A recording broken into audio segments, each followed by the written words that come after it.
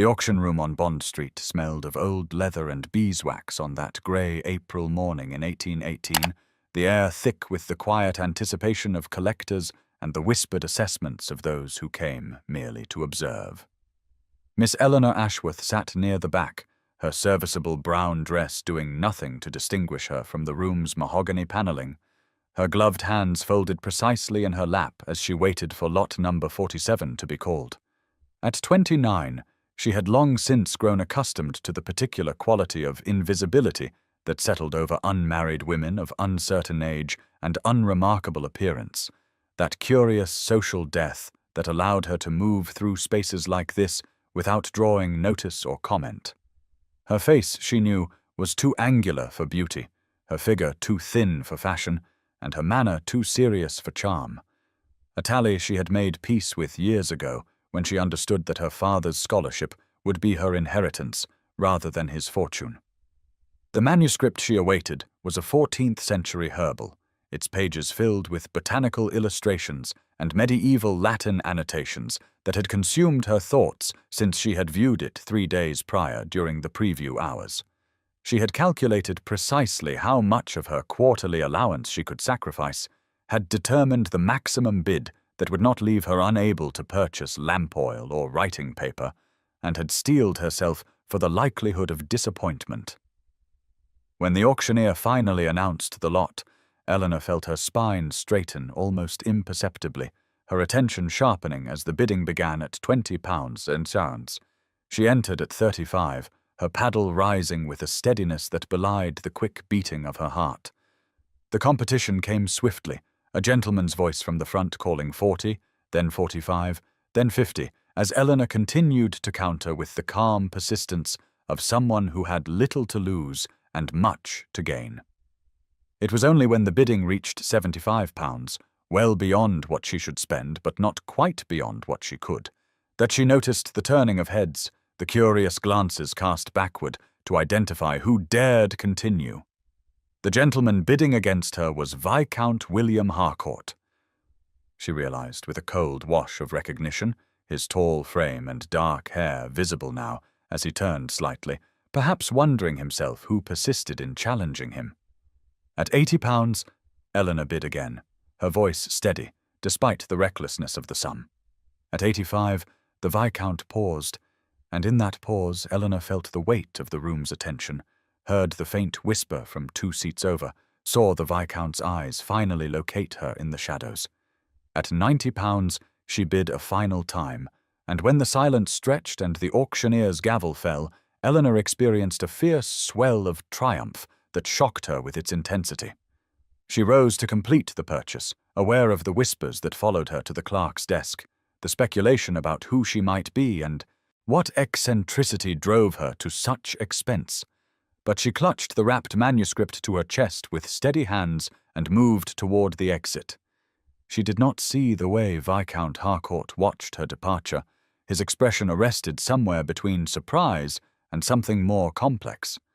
Nor could she know that in outbidding him she had accomplished something no one had managed in recent memory, capturing the complete attention of a man thoroughly bored by everything London offered. Eleanor's townhouse on Welbeck Street was modest by the standards of fashionable London, a narrow building with 3 floors and windows that looked onto a quiet street where tradesmen passed more frequently than carriages.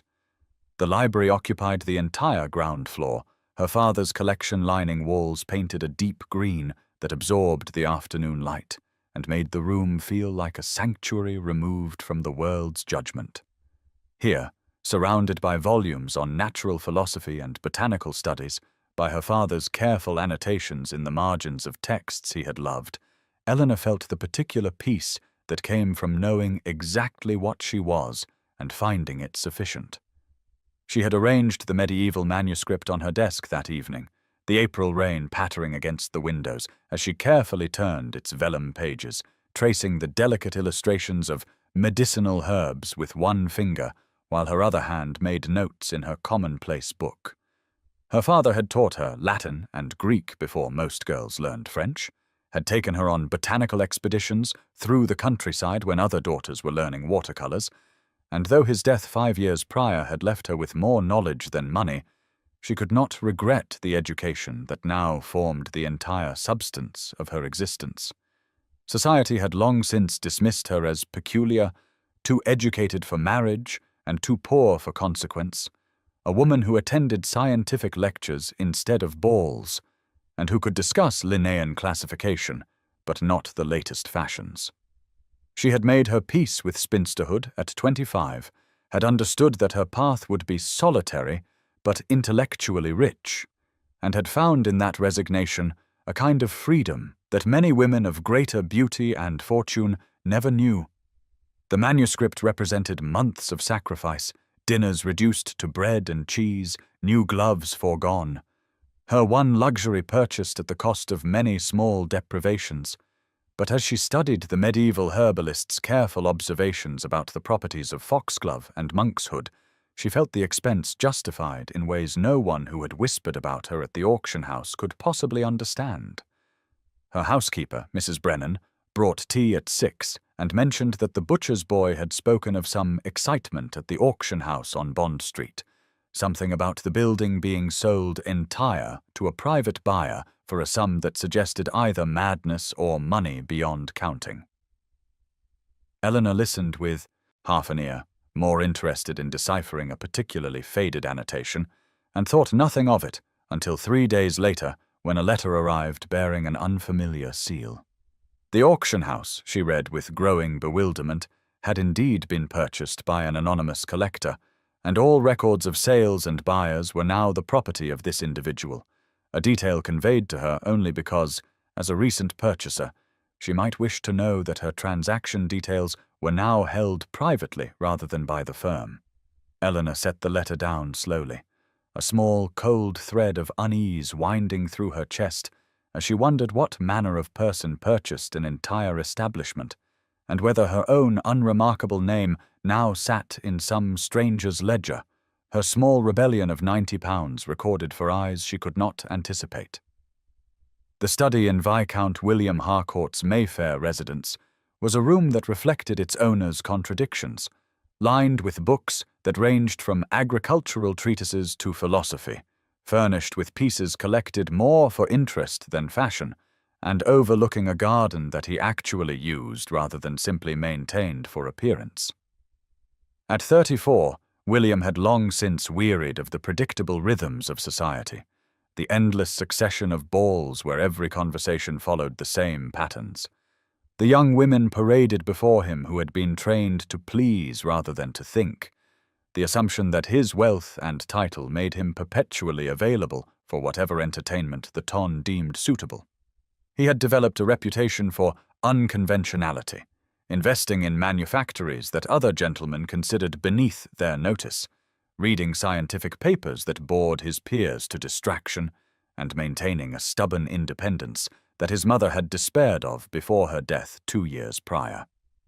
The woman at the auction had arrested his attention so completely that he had spent the following days unable to dismiss her from his thoughts, replaying the steady determination in her voice as she bid against him, the way she had clutched that manuscript as though it contained something more valuable than gold, the utter absence of coquetry or social calculation in her manner. He had returned to the auction house the next morning, intending merely to inquire about her identity, but when the proprietor proved reluctant to share details of his clients, William had found himself making an offer for the entire establishment, a sum so absurd that the man had required smelling salts and 20 minutes to recover his composure sufficiently to accept. His man of business had questioned his sanity, his friends would certainly mock him if they learned of it, but William had acquired what he wanted. The records that showed Miss Eleanor Ashworth of Welbeck Street had purchased Lot 7 for £90, a sum that represented either great passion or great recklessness for someone whose address suggested modest circumstances. He had made inquiries, discreet questions posed to those who might know, and had learned that she was the daughter of Professor James Ashworth, deceased scholar of some note in botanical circles, that she lived quietly on a small inheritance, that she was considered peculiar and unmarriageable, that she attended scientific lectures and avoided society almost entirely. Each detail had only deepened his fascination. This woman who had outbid a viscount without apparent concern for consequence, who valued knowledge over social approval, who existed so completely outside the narrow confines of what women were supposed to be that London had simply dismissed her as irrelevant. William sat now in his study with the auction house records before him, her signature on the purchase document, her careful script revealing an educated hand, and felt something he had not experienced in years, a genuine curiosity about another human being, a desire to understand what thoughts moved behind those serious eyes. He would call upon her, he decided, would find some pretext that would not alarm or offend, because the alternative was to let her disappear back into whatever obscure corner of London she inhabited. And that possibility had become suddenly, inexplicably intolerable. The morning was well advanced when Mrs. Brennan appeared in the library doorway with an expression that suggested some disruption to the usual quiet of Welbeck Street, informing Eleanor that a gentleman had called and was even now waiting in the modest front parlour, a room so rarely used that Eleanor had to pause a moment before remembering where she kept it dusted. Viscount Harcourt stood by the window when she entered, his height and fine clothing making the small space seem suddenly smaller, and Eleanor felt her breath catch with the immediate assumption that he had come to claim some error in the auction, some irregularity that would require her to surrender the manuscript she had already begun to love. He turned at her entrance and bowed with a formality that seemed at odds with the frank curiosity in his eyes, expressing his hope that she would forgive the intrusion. But he had a proposition that he believed might be of mutual benefit, and Eleanor found herself gesturing toward the worn settee while her mind raced through possible meanings of such a statement. He did not waste time with pleasantries beyond what courtesy required, explaining that he had a sister, widowed young and now devoted to education, who had expressed profound interest in botanical studies but lacked access to certain rare texts, and he had learned that Miss Ashworth had recently acquired a medieval manuscript of considerable value to such research. Eleanor listened with suspicion threading through her initial alarm, wondering how he had learned of her purchase and what manner of man tracked down a stranger over a book. But when he continued by demonstrating actual knowledge of the manuscript's contents, mentioning the herbalist's observations on cardiac effects of digitalis with the ease of someone who had studied such matters himself, her suspicion began to shade into something more complex. She asked how he knew of her acquisition, and he answered with a directness that might have seemed presumptuous had it not been delivered with such calm assurance, stating that he had purchased the auction house entire because he wished to know who had valued that particular lot enough to outbid him, a statement so extraordinary that Eleanor could only stare at him while her understanding of the situation rearranged itself entirely. He seemed to recognize her shock, and added quickly that his sister's interest was genuine, that Lady Catherine Harcourt maintained a serious study of medicinal plants and their properties, and that he would be willing to compensate Miss Ashworth handsomely for access to the manuscript. But even as he spoke of payment, Eleanor found herself less focused on his words than on the remarkable fact that he discussed the actual content of botanical research, rather than dismissing it as an eccentric hobby, unsuitable for female attention. She heard herself saying that she would need to consider his proposal, that the manuscript was precious to her and she would not risk its damage, but that if his sister's interest was as serious as he claimed, then perhaps some arrangement might be possible, and saw something that looked like satisfaction cross his features. He rose then, thanking her for her time with a courtesy that seemed genuine rather than perfunctory, and asked if he might call again in 3 days to discuss terms, a request that Eleanor granted despite the warning voice in her mind that questioned why a viscount would go to such lengths for a book, why he looked at her with such focused attention, why her careful, solitary life suddenly felt like it was shifting beneath her feet in ways she could not predict or control.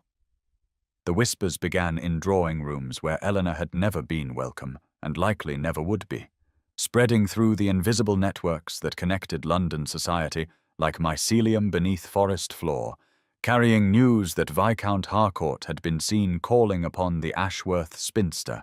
that peculiar woman who dressed a decade out of fashion and attended scientific lectures as though she had any business understanding such matters. In Lady Pembroke's salon on a Thursday afternoon, Miss Caroline Beaumont observed to her particular friends that it must be some eccentricity of the Viscount's, perhaps a wager among the gentlemen to see who could endure the most tedious company, for surely no man of sense would seek out a woman so thoroughly past any hope of matrimony and so singularly lacking in the accomplishments that made female society tolerable.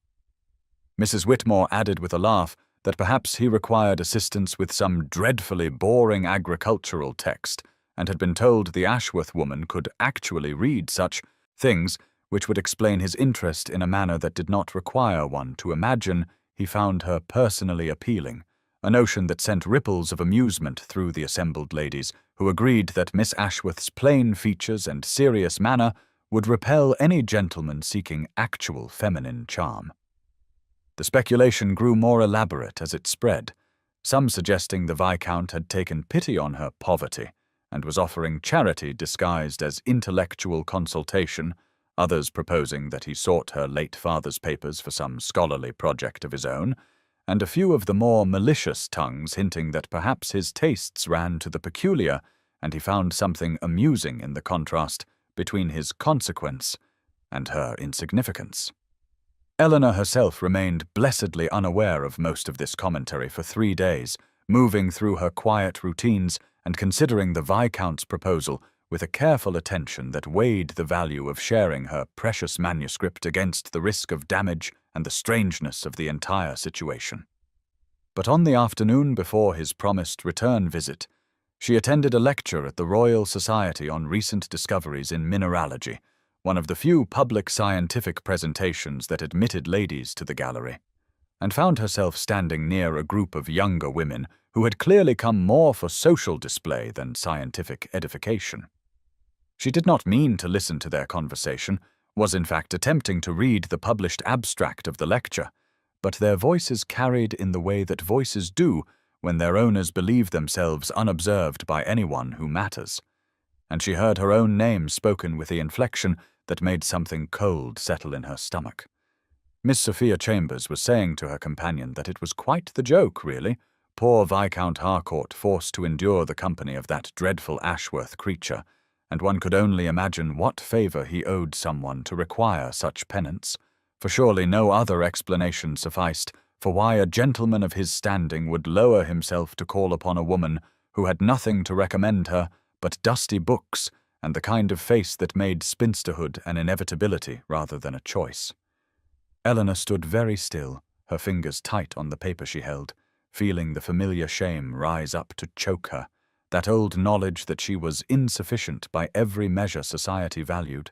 too plain, too old, too serious, too entirely herself to ever be acceptable. She left before the lecture began, walking home through streets that seemed suddenly hostile, and by the time she reached Welbeck Street, she had nearly decided to send a note declining any further meetings with the Viscount, protecting herself from whatever humiliation awaited when his true motives revealed themselves as the joke that Miss Chambers and her kind assumed they must be. Eleanor had very nearly convinced herself to send the note of polite decline when the appointed hour arrived, and she heard Mrs. Brennan admitting the Viscount to the front hall, leaving her no time to retreat into cowardice and forcing her to receive him in the library where she had spent the morning attempting to focus on catalogue entries rather than on the poisonous words she had overheard at the lecture. He entered carrying a wooden case that seemed an odd accompaniment to a social call, and after the expected courtesies, he opened it to reveal pressed botanical specimens mounted on heavy paper, each labelled in a precise hand that spoke of genuine scientific care, explaining that he had brought these from his sister's collection to show Miss Ashworth the seriousness of Lady Catherine's study, and perhaps to determine which texts might prove most valuable for her research. Eleanor found herself drawn to the case despite her determination to maintain distance, recognizing immediately the quality of the preservation and the thoughtfulness of the selection. Specimens of medicinal plants arranged not by aesthetic appeal, but by taxonomic relationship, and therapeutic application. And before she quite knew what she was doing, she had pulled the medieval manuscript from its protective wrapping to compare a 15th century illustration of foxglove with the mounted digitalis purpurea before her. The Viscount leaned closer to examine both, commenting on the herbalist's notation about dosage and asking whether Miss Ashworth had seen the recent article in the Philosophical Transactions regarding cardiac applications, and suddenly they were deep in discussion of alkaloid compounds and the challenge of standardizing medicinal preparations, his questions demonstrating knowledge that went far beyond polite interest into genuine understanding of the complexities involved. Eleanor felt something shift in her chest as she listened to him describe his sister's experiments with tincture preparation, heard him use terminology correctly, and reference texts she knew well, saw in his face not the condescension she had learned to expect when men engaged with her intellectual interests, but rather the focused attention of someone who found the subject itself compelling. She forgot to guard her responses, forgot to make herself smaller and less enthusiastic, found herself pulling other volumes from her shelves to illustrate points and counter his observations with her own research, their conversation building in intensity until she was gesturing with her hands, and he was laughing at some particularly absurd claim made by an 18th century physician who had attributed magical properties to perfectly ordinary plants. It was only when Mrs. Brennan knocked to bring tea that Eleanor realized 2 hours had passed, and that she had entirely abandoned the cool formality she had intended to maintain, had in fact been speaking with the Viscount as she might speak with her late father, as an equal mind engaged in mutual exploration of ideas that mattered. He seemed to notice her sudden self-consciousness, and gentled his manner somewhat, thanking her for her time and the opportunity to examine the manuscript. But then he paused at the library door and asked with a directness that caught her unprepared whether he might call upon her again, not for the manuscript, but because he had not enjoyed a conversation so thoroughly in longer than he could remember and would consider it a great privilege to continue their acquaintance. Eleanor stood surrounded by her books and specimens, with the afternoon light slanting through the window, and felt her careful resolutions crumbling beneath the weight of wanting to believe that perhaps this strange situation might be exactly what it appeared, rather than the elaborate joke that Miss Chambers and her kind assumed. And she heard herself giving permission for another visit, even as the warning voice in her mind reminded her that hope had always been the most dangerous indulgence. William arrived at his club that evening with his mind still occupied by the conversation in Miss Ashworth's library, the quality of her intellect settling into his awareness like something rare and unexpected discovered in a place he had not thought to look, and he found himself replaying certain moments from their exchange, the way her eyes had lit with genuine excitement when discussing the properties of belladonna alkaloids, the graceful precision of her hands as she turned pages of texts that clearly meant more to her than mere objects, the complete absence of artifice or calculation in her manner that stood in such stark contrast to the performances he endured in every ballroom and drawing-room in London. He had barely settled into a chair near the fire with a glass of port when Fitzwilliam and Chambers approached, with expressions that suggested they had been waiting for his arrival with some purpose. And Fitzwilliam opened the conversation with a casual observation that William had been notably absent from several recent social engagements, prompting Chambers to add with a smirk that perhaps the Viscount had found more compelling entertainment elsewhere, a comment weighted with implication that made William immediately wary. He deflected with some non-committal response about estate matters.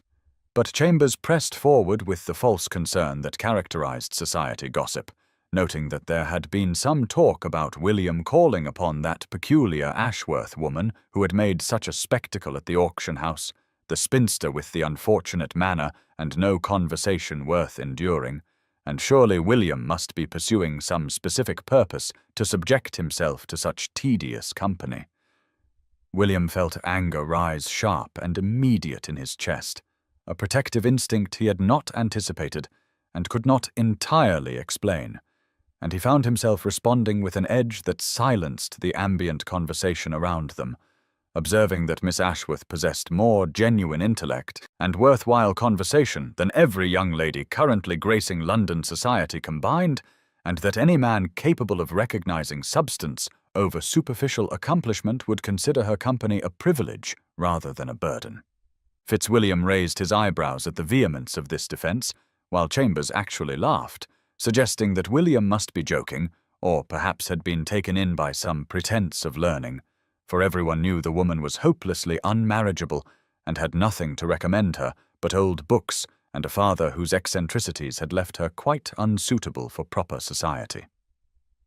William set down his glass with deliberate care and stated in a voice that carried unmistakable warning that he did not find the subject amusing, that Miss Ashworth was a scholar of genuine accomplishment whose understanding of botanical medicine exceeded that of most men claiming expertise in the field, and that anyone who found her unmarriageable was simply revealing their own inability to value qualities more lasting than a pretty face or fashionable accomplishments. The silence that followed was uncomfortable, his friends exchanging glances that suggested they found his reaction excessive and perhaps telling.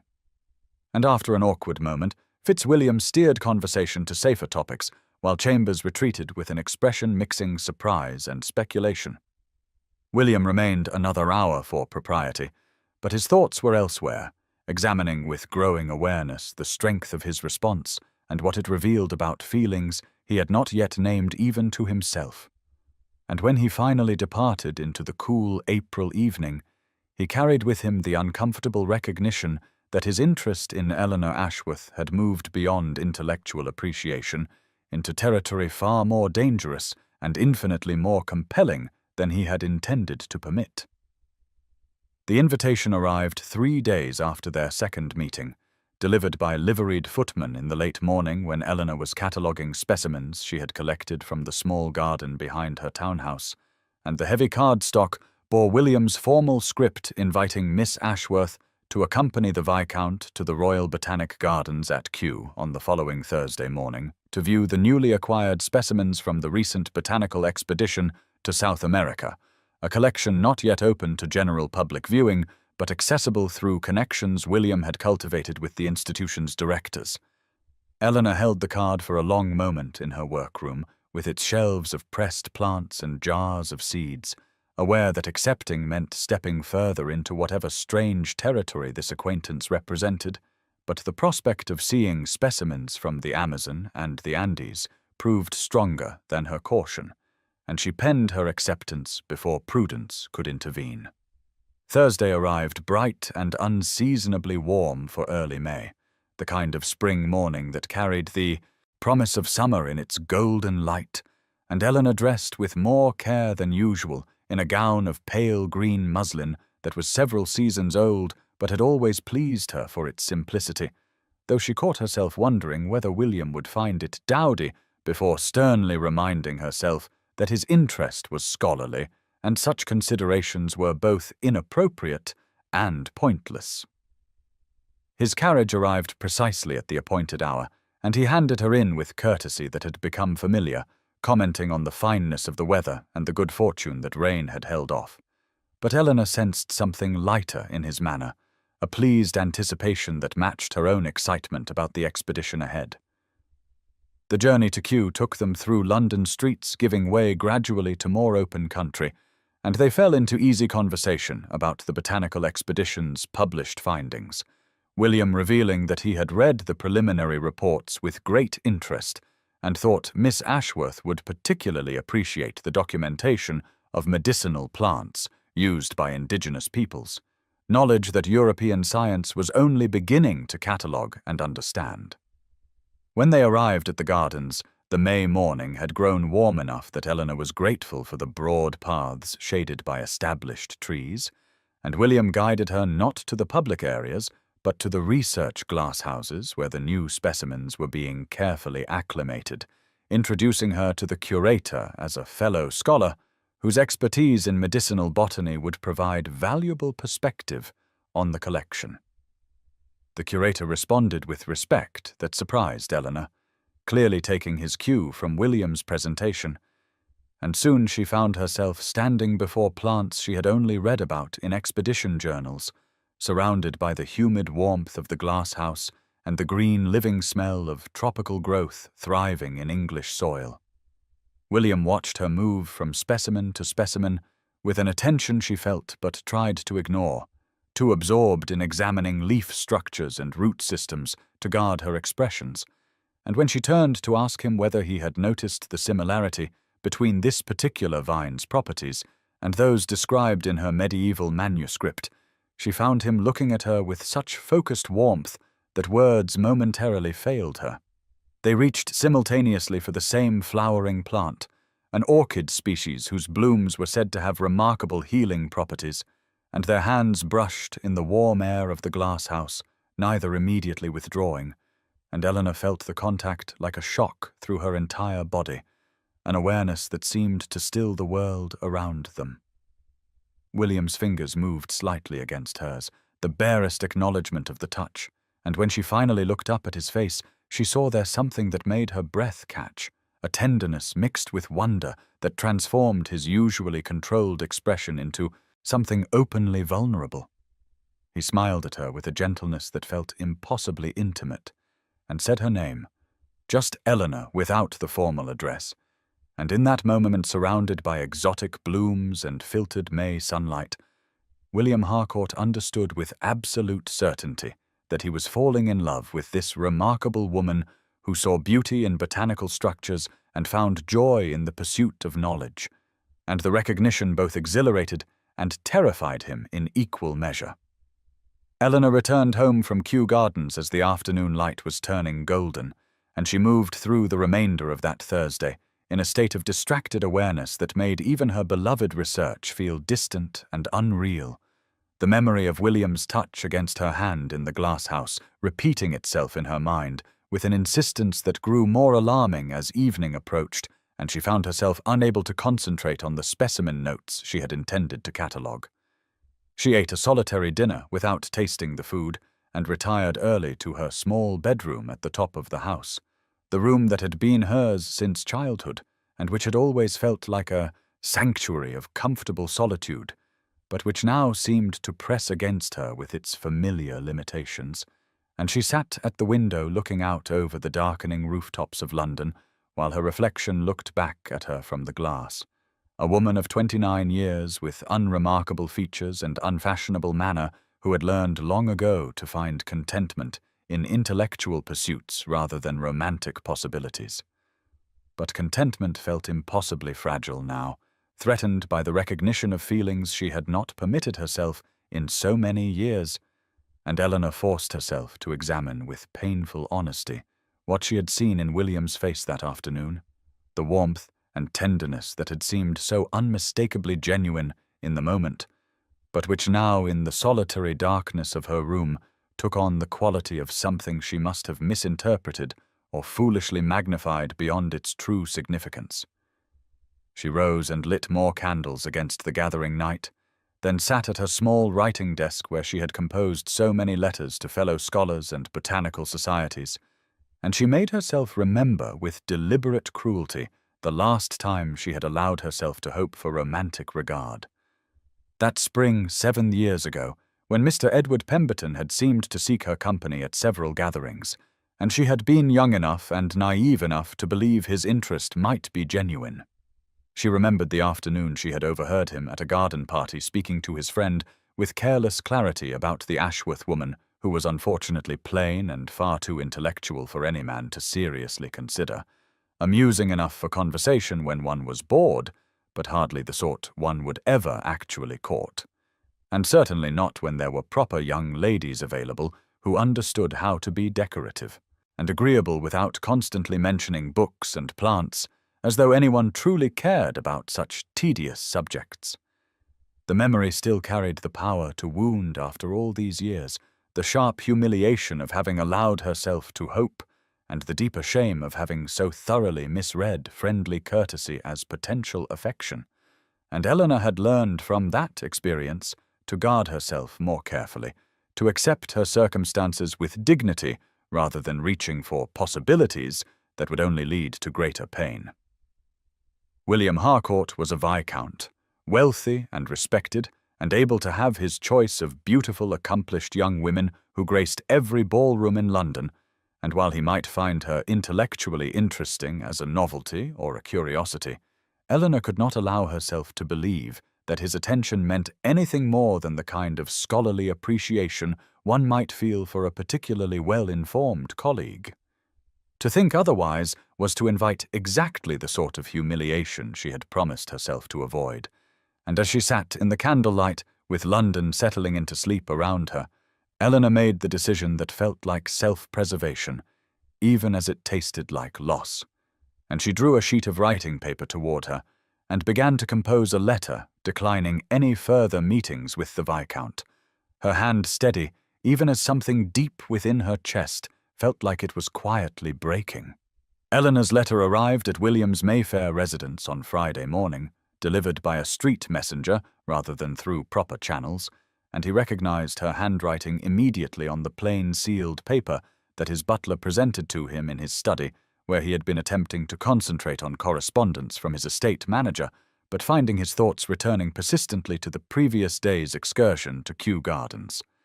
He broke the seal with eagerness that turned quickly to dismay as he read her carefully composed words thanking him for his kindness and generosity in sharing his time and connections, but explaining that, upon reflection, she felt it would be inappropriate to continue meetings that might be misunderstood by society or prove distracting from the serious scholarly pursuits they both valued, and she hoped he would understand her decision and remember their brief acquaintance with the same intellectual appreciation she would always maintain for their conversations. William read the letter twice, then set it on his desk and sat back in his chair, recognizing immediately the fear behind the formal courtesy of her words, understanding that something had frightened her badly enough to retreat behind walls of propriety and self-protection. He thought of how she had looked in the glasshouse, surrounded by exotic blooms, the unguarded joy on her face as she examined each specimen, and then he thought of how that joy had transformed to startled awareness when their hands touched, and he understood, with sudden clarity, that Eleanor had recognized what was growing between them and had chosen to run from it rather than risk the vulnerability that hope required. The recognition filled him with a complicated mixture of frustration and tenderness, frustration that she would deny herself happiness out of fear, but tenderness for the wounds that had taught her such self-protection, and William knew with absolute certainty that he would not accept her dismissal because she deserved better than a life spent hiding from possibility. He drew a fresh sheet of paper toward him and began to write. Not the careful, formal response that society would dictate, but rather words that came from the uncomfortable honesty of genuine feeling, telling her that he understood her fear but could not honor her request, because doing so would require him to pretend that their acquaintance meant no more than casual scholarly interest, when the truth was that he found her remarkable in ways that had nothing to do with propriety or social expectation.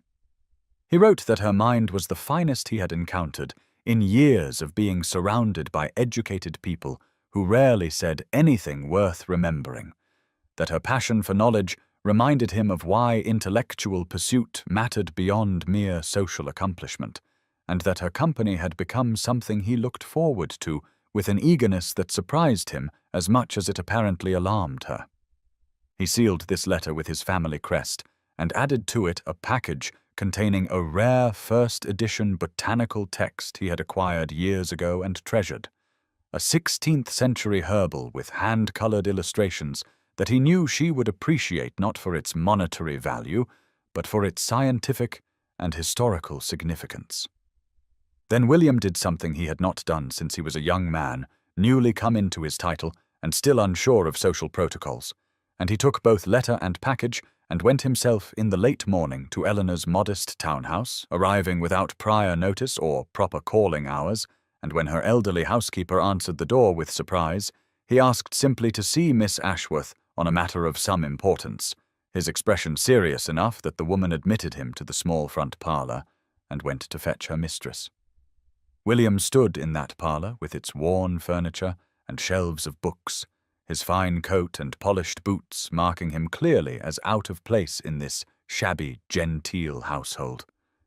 And he felt more nervous than he had in years, because he understood that what happened in the next minutes might determine whether he would be allowed to pursue the most genuine connection he had felt with another person in longer than he cared to admit. Eleanor heard footsteps on the stairs, and had only a moment to compose herself before Mrs. Davies appeared at her library door with an expression of flustered surprise to announce that Viscount Harcourt had called and was waiting in the parlour, and Eleanor felt her carefully constructed defences waver at the knowledge that he had come himself rather than simply sending a reply to her letter of dismissal. She descended the narrow stairs with her heart beating uncomfortably fast and entered the small front parlour to find William standing near the window with a package under his arm, his fine clothing and aristocratic bearing making the shabby, genteel room seem even smaller and more worn, but his expression when he turned to face her held none of the superiority she had braced herself against, and instead showed only a direct seriousness that made it difficult to maintain her protective distance. He greeted her with proper formality, but requested permission to speak plainly, and when she nodded with more courage than she felt, he told her that he had received her letter and understood the fear behind it, but could not in good conscience pretend that their acquaintance meant no more to him than casual scholarly interest,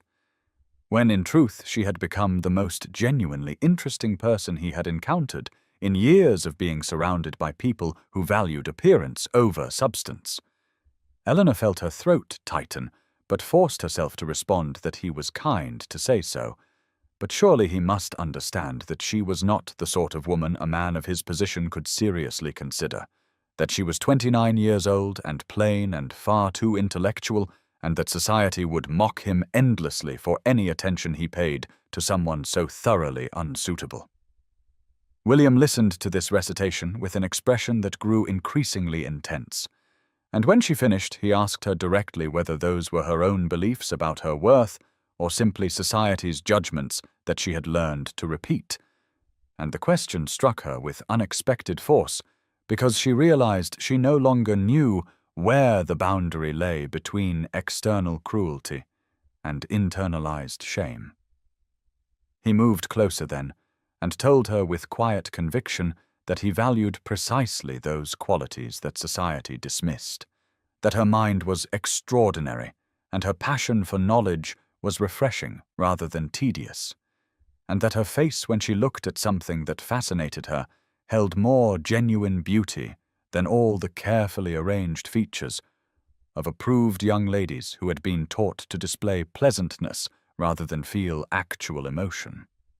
Eleanor wanted desperately to believe him, but found herself listing more objections, telling him about Edward Pemberton and the humiliations of having once before mistaken friendly interest for genuine regard, explaining that she had learned to protect herself by accepting her limitations rather than reaching for possibilities that would only lead to greater pain. William's expression softened with understanding, but also something that looked like carefully restrained anger not at her, but at a world that had taught her to think of her finest qualities as defects, and he said that he could not speak to Mr. Pemberton's blindness, but he could speak to his own clarity of vision and his own growing certainty that she was precisely the sort of woman he wished to know better. He presented her then with the package he had brought, the rare herbal with its beautiful illustrations, and told her it was not a gift meant to obligate or persuade, but rather a gesture of respect from one scholar to another who would truly appreciate its significance. Eleanor took the book with trembling hands and felt something crack in her careful defenses, as she recognized the value of what he was offering both materially and symbolically, and when she looked up at him with eyes bright with unshed tears, he asked her with formal courtesy and unmistakable sincerity whether she would grant him permission to court her properly, to call upon her and escort her to appropriate entertainments, and allow him the opportunity to prove that his regard was both genuine and enduring. Eleanor gave her answer in a voice barely above a whisper, granting him permission to court her, though part of her remained convinced that this would somehow end in disappointment. And William's expression transformed with relief, and something deeper that made her heart contract with cautious hope, even as her lifelong habits of self-protection warned her against believing too readily in possibilities that seemed too wonderful to be real. The courtship that followed over the next weeks unfolded with a gentleness that gradually eroded her defenses,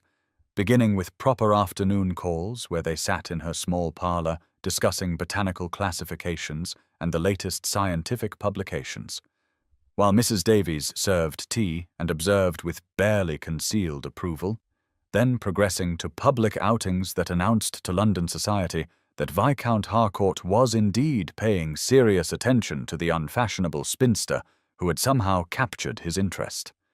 They visited the British Museum on a Tuesday morning when the rooms were relatively quiet, and spent 2 hours examining the natural history collections,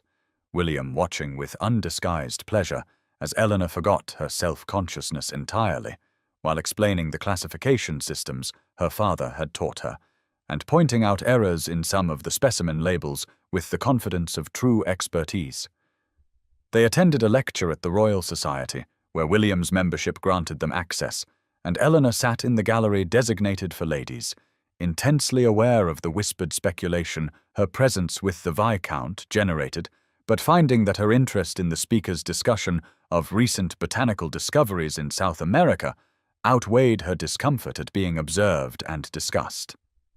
They spent an afternoon at Hatchard's bookshop on Piccadilly, where William insisted on purchasing several new publications for her library, despite her protests about the expense, and Eleanor found herself laughing with genuine delight when he presented her with a particularly expensive illustrated volume and told her seriously that he considered it an investment in their future conversations, since she would undoubtedly share her insights about its contents with him.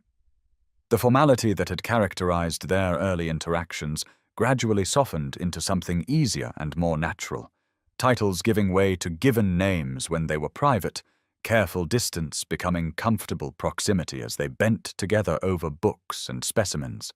intellectual discussion flowing into more personal topics as William shared stories of his sister Catherine and his frustration with society's emptiness, while Eleanor found herself revealing memories of her father and her own struggles with loneliness, disguised as contentment.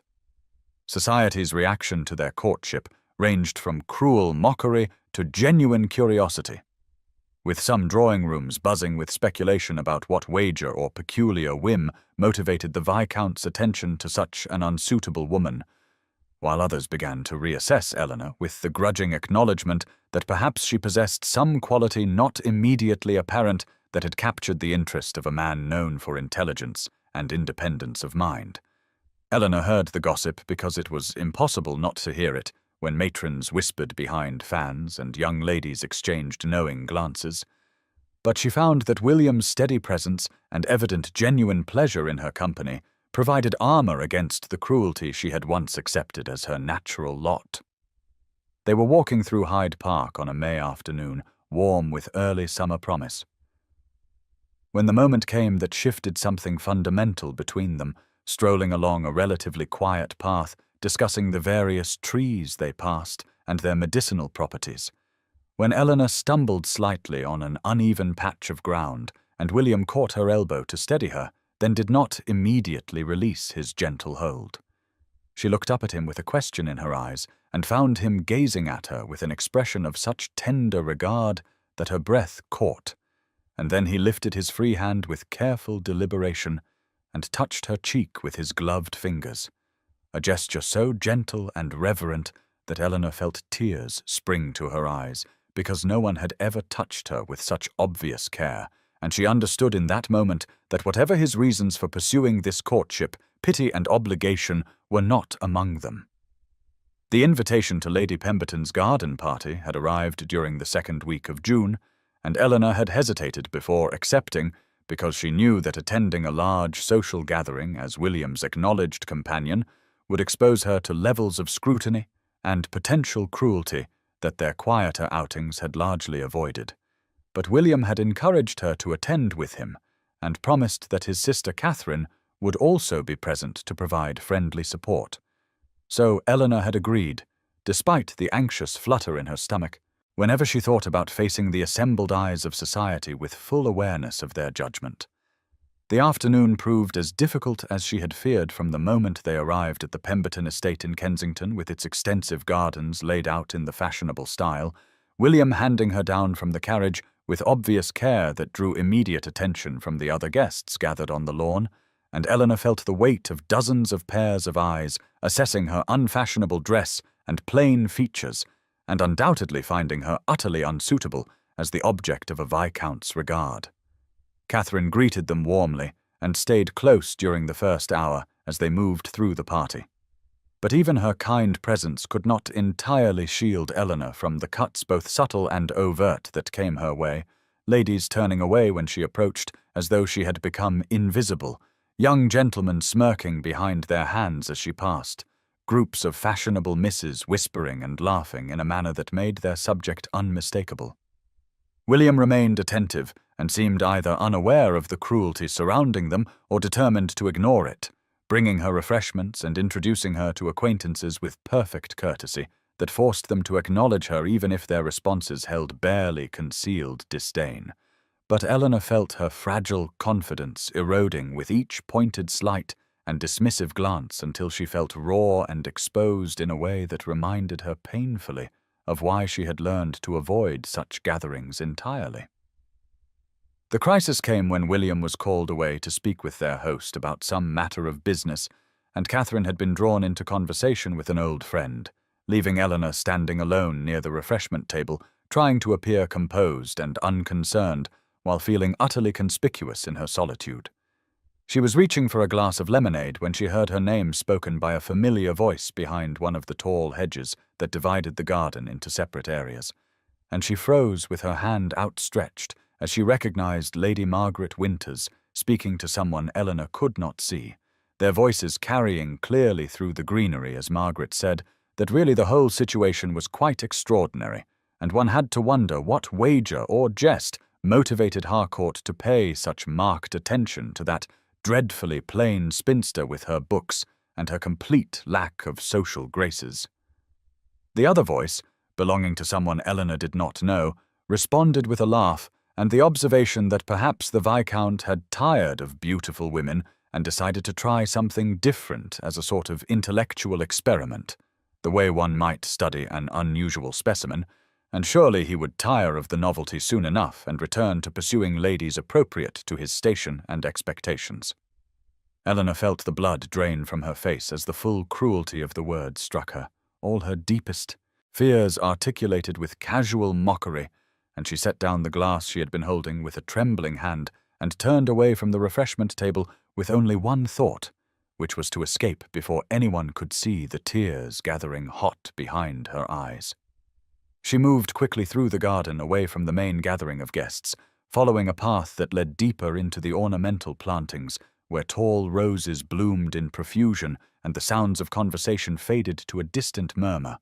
And finally, she stopped in a secluded alcove formed by trained hedges and let the tears fall while her mind repeated the overheard conversation and added her own voice to the mockery, telling herself that she had been foolish to believe even for a moment that William's attention meant what she had begun to hope it meant. William found her standing in the alcove with her back to the path and her shoulders trembling with the tears she was trying to contain, and the sight of her distress struck him with a force that surprised him, even as he understood immediately that something cruel had happened, because Eleanor had been holding herself together so bravely throughout the afternoon, despite the treatment she had endured. He approached quietly and spoke her name with such gentleness that she startled and turned toward him, hastily wiping at her eyes with gloved hands in a futile attempt to hide the evidence of her tears. But William saw everything in her expression and felt anger kindle hot and fierce in his chest, not at Eleanor, but at whoever had reduced her to this pain. He stepped closer and asked what had happened, while keeping his voice carefully controlled, because he knew that displays of temper would only distress her further when what she needed was comfort and reassurance, and after a moment of visible struggle, Eleanor told him in a voice made unsteady by tears about the conversation she had overheard, and the speculation about wages and experiments, and his inevitable return to more suitable companions once the novelty wore thin. William felt the anger intensify into something cold and sharp as she spoke, because he understood now that all his careful attention and genuine regard had not been enough to shield her from the cruelty of people whose own emptiness made them incapable of recognizing true worth when they encountered it. And more than that, he understood that Eleanor believed what she had heard because it confirmed everything society had taught her about her own value. He took both her hands in his without asking permission and held them firmly, while telling her that every word she had overheard was poison spoken by people too shallow to understand what they were mocking, that there was no wager and no experiment, and no plan to abandon her once some imagined novelty faded, and that she needed to hear clearly what he had been trying to show her through his actions over these past weeks. Eleanor looked up at him with eyes still bright with tears, and shook her head as though trying to deny what he was saying. And William felt something break open in his chest as he realized that she genuinely could not conceive that his feelings might be real and deep and lasting because she had been taught too well to think herself unworthy of such regard. He said her name again and told her with complete sincerity that he loved her, that he had fallen in love with her intelligence and her passion and her quiet dignity, and the way she forgot herself entirely when discussing subjects that fascinated her, that he admired her more than any woman he had ever known because she possessed something far rarer than conventional beauty, which was integrity and depth of character and a mind that challenged and delighted him in equal measure. Eleanor's tears flowed harder at his words, but William pressed on because she needed to hear this truth, even if accepting it terrified her, telling her that society's judgment meant nothing to him except as it caused her pain, that he would court her and marry her if she would have him regardless of what anyone said or thought, because she was the woman he wanted beside him for the rest of his life. She protested through her tears that he was being kind, that he pitied her, that surely he could not truly prefer her to women who were beautiful and accomplished in the ways society valued. And William lifted her hand to his lips and kissed it with such reverence that she fell silent, then looked into her eyes and asked her to trust him, and to trust that his feelings were genuine and freely given, because the alternative was to let cruel voices win and destroy something rare and precious before it could fully bloom. Eleanor allowed William to lead her back along the garden path toward the sound of conversation and music that marked where the other guests gathered, her hand resting on his arm with fingers that still trembled slightly from the tears she had shed and the declaration she had heard. And though part of her wanted to ask William to take her home immediately so she might have time to absorb what had passed between them in the secluded alcove, she recognized that leaving now would look like retreat and would give the cruel voices ammunition for further mockery. As they emerged into the main area of the garden, where Lady Pemberton had arranged tables beneath white canopies and guests moved in clusters across the manicured lawn, Eleanor saw several heads turn in their direction and felt the familiar weight of assessing eyes. But before her courage could falter, William placed his hand over hers where it rested on his sleeve in a gesture of unmistakable claiming and support that sent a clear message to anyone observant enough to notice. They had barely taken 10 steps when Lady Margaret Winters approached with another lady. Eleanor did not know, and Margaret offered a smile that did not reach her eyes as she said how lovely it was to see dear Miss Ashworth looking so well, though the emphasis on the word dear carried an edge of mockery that Eleanor suspected was quite intentional. William stopped and regarded Margaret with an expression of such cool displeasure that the false smile wavered on the lady's face, and he said with perfect politeness that Miss Ashworth always looked well to those with eyes trained to see beyond surface appearances, and that he found her company infinitely more rewarding than that of ladies who cultivated beauty while neglecting substance.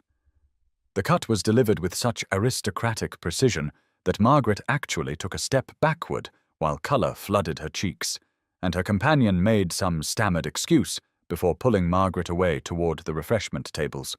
leaving Eleanor staring at William in shock because she had never heard him speak so sharply in social company. He glanced down at her and asked quietly if he had overstepped, and Eleanor found herself shaking her head even as something warm and fierce bloomed in her chest at the realization that he had just publicly defended her in a manner that would be reported across London drawing rooms by tomorrow afternoon. They continued through the party with William maintaining his attentive posture and making several pointed remarks in various conversations that positioned Eleanor not as an oddity to be tolerated, but as a woman of intelligence and worth, whose company he actively sought and valued. And Eleanor watched as the dynamic around them slowly shifted, not because people suddenly recognized her value, but because William's clear regard forced them to reassess their treatment of her, or risk offending a man whose wealth and position gave him considerable social power. When young Lord Westbrook made a carelessly dismissive comment about women who fancied themselves scholars, William responded with such cutting eloquence about the poverty of minds that could not appreciate learning regardless of the form it took that Westbrook actually apologized. And when they finally took their leave an hour later, Eleanor felt dazed by how thoroughly William had used the very social structures that usually oppressed her to instead establish her right to respect. He handed her into his carriage with the same careful attention he had shown all afternoon and climbed in beside her. And once they were away from Pemberton House, he took her hand again and promised that he would continue to stand beside her and defend her, and demonstrate to anyone who cared to observe that his attachment was real and lasting, and would not waver regardless of what society whispered, because she deserved nothing less than absolute constancy from the man who loved her. Lady Catherine Harcourt received Eleanor in her elegant drawing-room with a warmth that took Eleanor completely by surprise, rising from her seat as William made the introduction and crossing the room to take both of Eleanor's hands in her own with a smile that reached her eyes and held nothing of the practiced politeness Eleanor had come to expect from society women. Catherine was perhaps 35, dark-haired like her brother, with the same clear grey eyes that seemed to see more than most people revealed, and she wore mourning colours softened by time into shades of lavender that suggested her widowhood was some years behind her now. And as she welcomed Eleanor and insisted she must sit in the most comfortable chair near the window where the afternoon light fell across shelves packed with books, Eleanor felt some of the tension she had carried into this meeting begin to ease, because there was nothing of judgment or assessment in Catherine's manner, but rather genuine pleasure at making her acquaintance. William had told Eleanor during the carriage ride to Catherine's residence in Bloomsbury that his sister was a woman of considerable learning who had married young to a man much older than herself and had been widowed after only 5 years of marriage, and that she now devoted herself to the education of her young daughter and to her own intellectual pursuits in a manner that society found nearly as peculiar as it found Eleanor's scholastic interests. And Eleanor had understood from the way he spoke that Catherine's approval mattered deeply to him, not simply because she was his sister, but because he respected her judgment and valued her opinion above that of nearly anyone else in his acquaintance. Catherine ordered tea and then settled into the chair opposite Eleanor's with an expression of interest that felt entirely authentic as she said that William had told her about Eleanor's work in botanical studies and about the magnificent manuscript Eleanor had acquired at auction,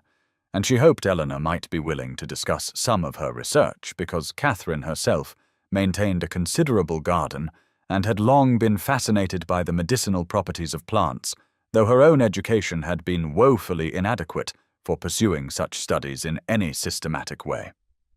The words came naturally and without affectation, and Eleanor found herself responding with equal naturalness, explaining her current work, cataloguing the properties of various herbs mentioned in medieval texts, and comparing those historical applications with more recent botanical discoveries. And Catherine listened with focused attention that Eleanor recognized as the mark of a genuinely engaged mind rather than polite pretense. William watched them both with an expression of quiet satisfaction, and after several minutes he excused himself with the explanations that he had some business to attend to, but would return in an hour. And though Eleanor felt a moment of panic at being left alone with his sister,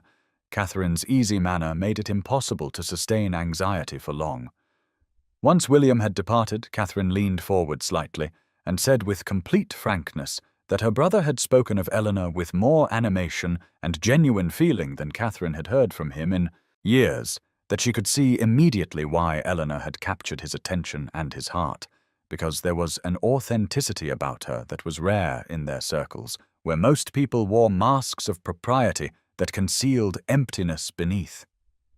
Eleanor felt heat rise in her cheeks and started to demur,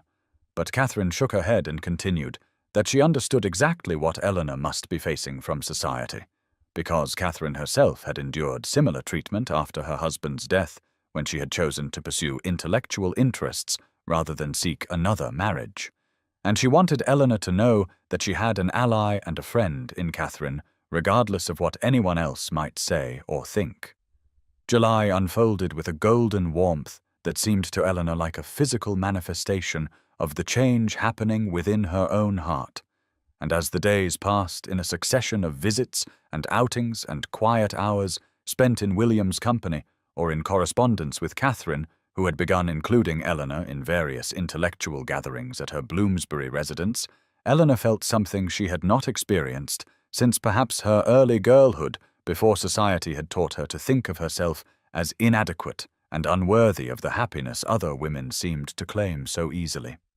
The change was not in her appearance, for she still wore her simple muslins and tied her hair in the same unfashionable but practical style she had always preferred. And she still moved through society as a woman of 29 with no particular beauty to recommend her and no fortune to compensate for that lack. But something in the way she held herself had shifted in a manner subtle yet profound, as though William's steady regard and Catherine's genuine friendship had given her permission to occupy space in the world without apology. She found herself laughing more freely during their visits to bookshops, where William delighted in finding obscure botanical texts to present to her with mock ceremony, and she discovered that she could meet his eyes now without the constant fear that she would find pity or amusement there. And when they attended a lecture together at the Royal Society, where her presence as a woman raised eyebrows among several of the gentlemen scholars, William's quiet pride in her questions during the discussion afterward made her feel not like an oddity to be tolerated, but like a valued intellectual companion whose insights enriched his own understanding. There were afternoons in Catherine's garden where the three of them would sit beneath the shade of an old oak and discuss everything from botany to poetry to the political questions of the day. And Eleanor found in these conversations a freedom she had never known before, the freedom to express her thoughts without constantly monitoring herself for signs that she had overstepped or revealed too much of the unfeminine learning that society found so distasteful in women. One particularly warm afternoon, when William had brought a collection of pressed specimens from his estate in Gloucestershire for Eleanor to examine, their heads bent together over the delicate dried flowers as she identified each species and explained its properties, she had looked up to find him watching her face rather than the specimens, and the expression in his grey eyes had been so tender and so full of affection that she had felt her breath catch in her throat. He had reached across the small space between them to tuck a strand of hair behind her ear in a gesture of such casual intimacy that it spoke of a future where such touches would be commonplace and unremarkable, and Eleanor had realized with a clarity that was both thrilling and terrifying that she had fallen completely and irrevocably in love with this man who somehow saw value where the rest of the world saw only a plain spinster past her prime, and that she trusted him now in a way she had not believed herself capable of trusting anyone after so many years of disappointment and dismissal. The knowledge settled into her heart with the weight of certainty, and though the small voice of fear still whispered occasionally that this happiness could not last and that something would surely come to destroy it, Eleanor found herself believing for the first time that perhaps her story did not have to end in resignation and solitude after all. The musical evening at Lady Pemberton's residence in late July began pleasantly enough with Eleanor attending alongside William and Catherine. and Eleanor had begun to feel almost comfortable in such gatherings, now that William's consistent presence at her side had silenced some of the more vicious gossip, and Catherine's friendship had given her an ally among society's matrons. But that fragile comfort shattered the moment Lady Sophia Beaumont entered the drawing-room in a sweep of pale rose silk that seemed to catch every candle's light and turn it into a halo around her golden hair. Eleanor had heard William speak of Lady Sophia only once in passing as a woman he had escorted to various functions during the previous season, before his interest had apparently cooled, and he had stopped calling upon her.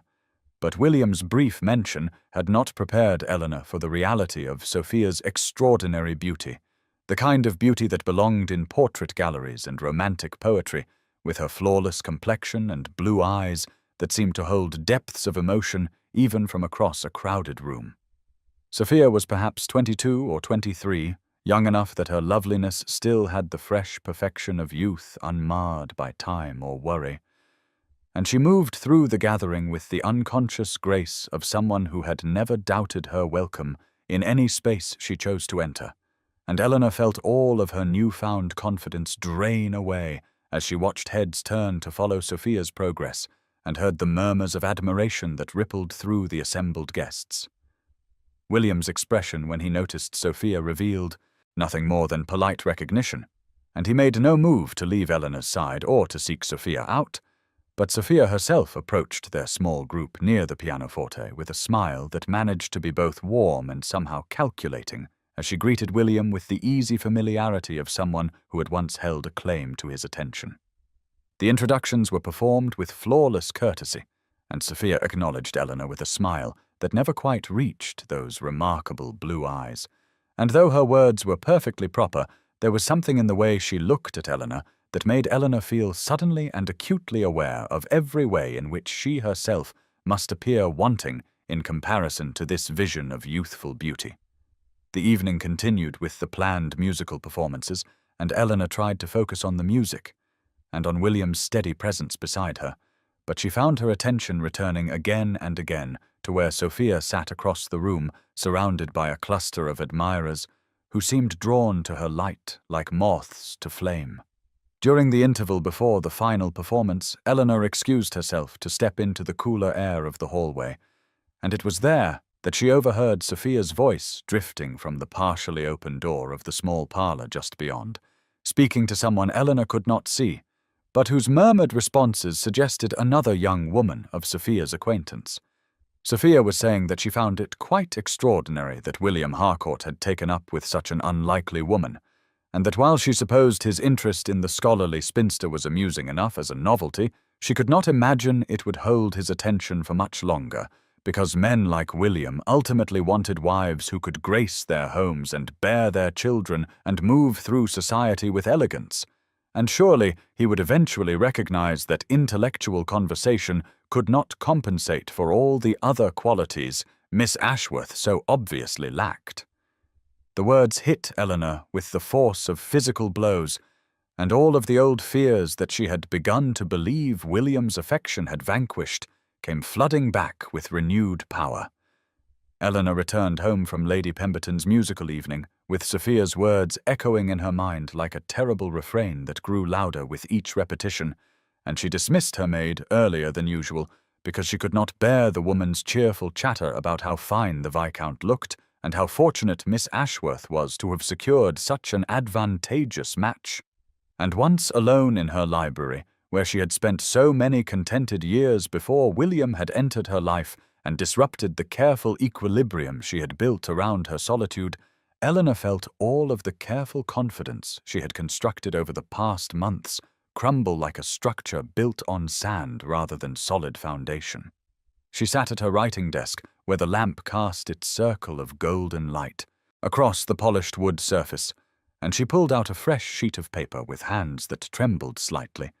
and she told herself that what she was about to do was necessary and right, and the only reasonable course of action for a woman who had allowed herself to forget for a dangerous interval that fairy stories did not happen to plain spinsters of 29 with no fortune and no beauty to recommend them.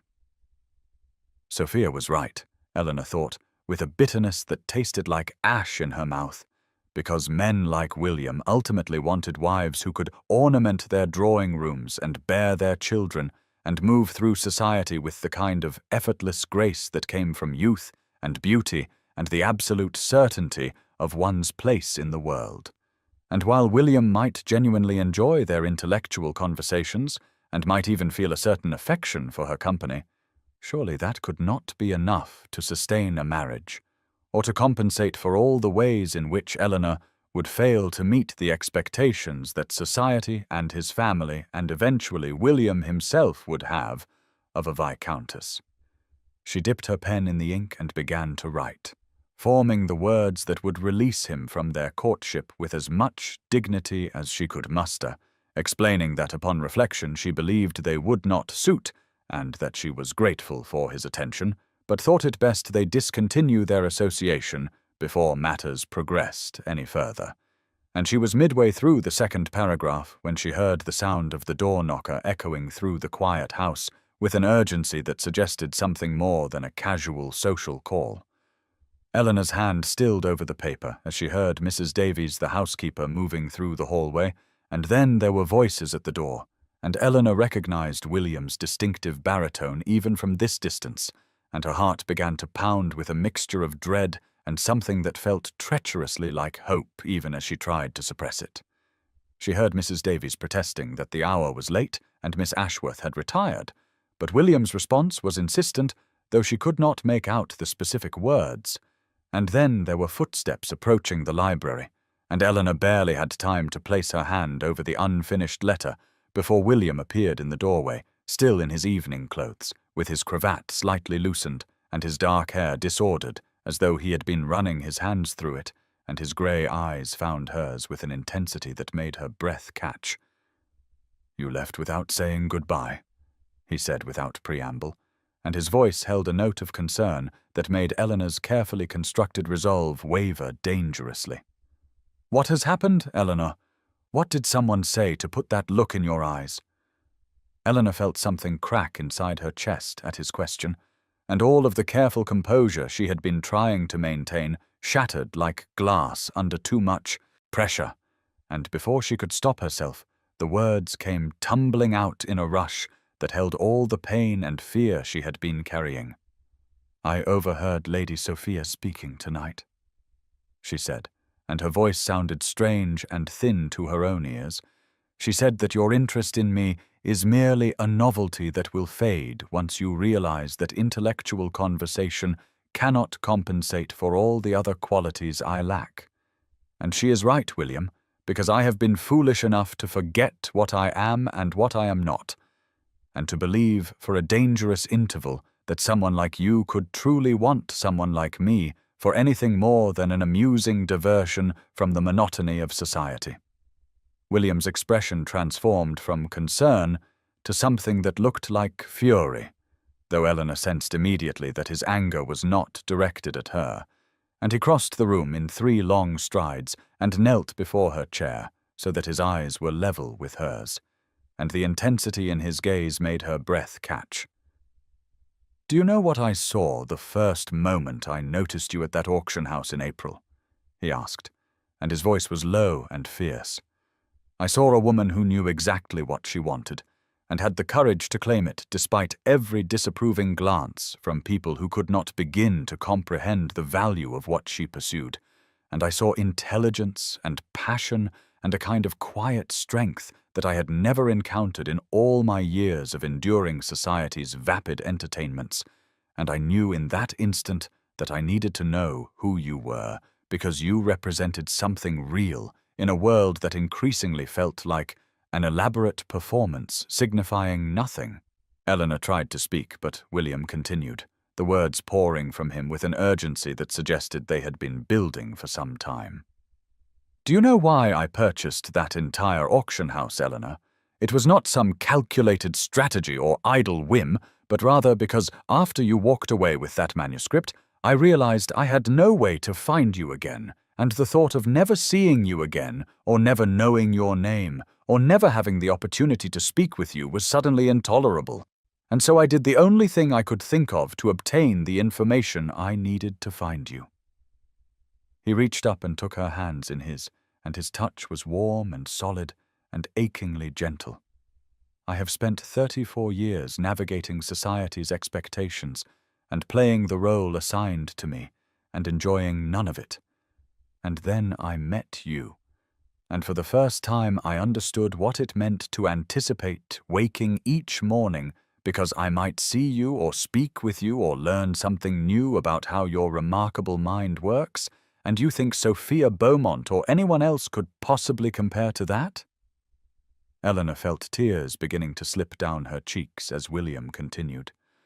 "I do not want a decorative wife who will grace my drawing rooms and bear my children while maintaining a polite distance and never challenging me or surprising me or making me feel truly alive," he said. "I want you, Eleanor Ashworth, with your passion for botanical studies and your habit of forgetting to eat when you are absorbed in research and your complete inability to suffer fools or to pretend interest in things that bore you. And I want the life we could build together as true partners rather than the hollow pantomime that society calls marriage." Eleanor stared at William through her tears and felt something shift inside her like a wall that had been built stone by careful stone over many years suddenly beginning to crumble. And she saw in his eyes a sincerity that could not be feigned or mistaken for mere politeness or temporary fascination. And she realized with a clarity that was both terrifying and liberating that he truly meant every word he had spoken. "But William," she began, her voice still trembling with the residue of her earlier fear, "you could have anyone, someone young and beautiful who would bring you connections and fortune, and who would never embarrass you in society, or cause people to question your judgment. And I am none of those things, and I never will be, no matter how much you might wish it were otherwise." William's hands tightened around hers, and his expression held a tenderness mixed with frustration that made her breath catch. "Do you think I have not considered all of this?" he asked, and his voice was gentle but firm. "Do you think I am somehow unaware of what society expects, or what would be considered an advantageous match according to the narrow calculations that govern such matters? I have spent my entire adult life surrounded by beautiful, empty-headed women who have been trained since birth to be ornamental and agreeable and utterly predictable. And I have been bored beyond measure by every single one of them. And then I met you, and suddenly I understood what it meant to want to spend every available moment with another person simply for the pleasure of their company and their conversation and their unique way of seeing the world." He reached into his waistcoat pocket and withdrew a small velvet box that looked worn and well cared for, and Eleanor's heart began to pound so hard she thought he must surely hear it. "This ring belonged to my grandmother," William said,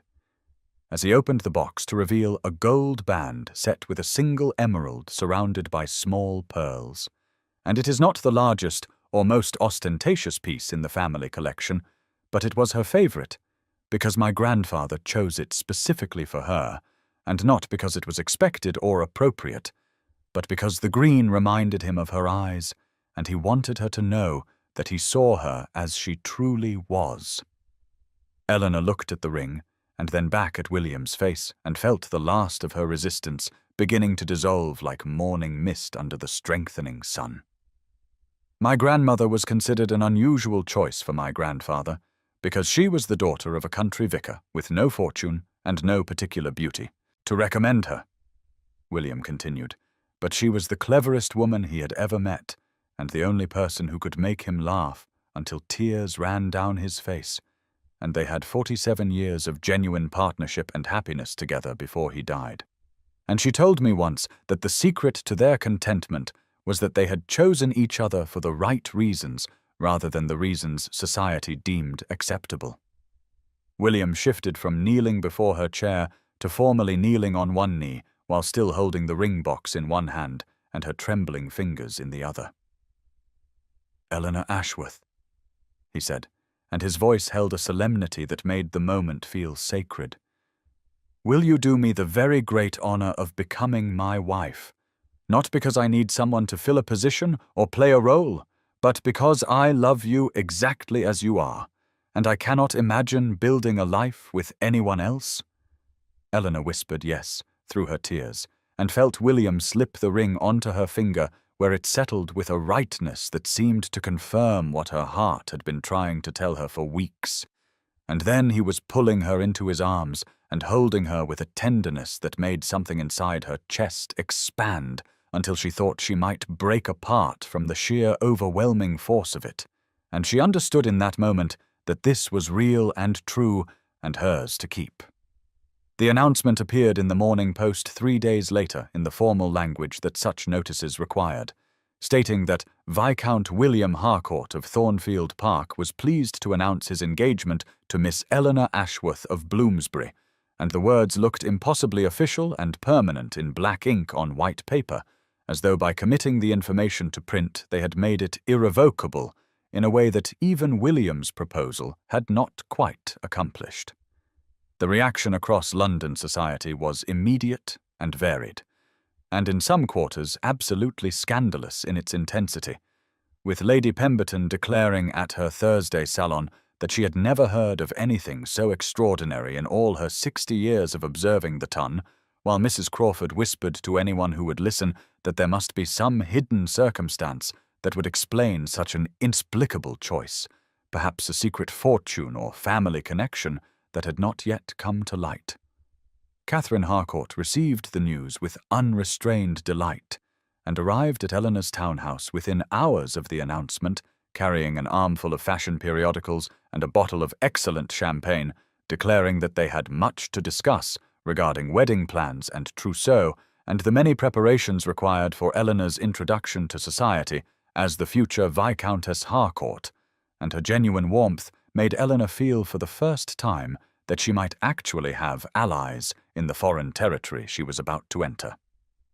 Eleanor's distant relatives emerged from years of polite neglect to send carefully worded letters of congratulation that could not quite conceal their astonishment that their poor blue-stocking relation had managed to secure not merely a husband, but a title and fortune beyond anything they might have imagined possible, and their transparent surprise might have stung had Eleanor not been so thoroughly insulated by her happiness and by William's unwavering presence at her side through every social challenge.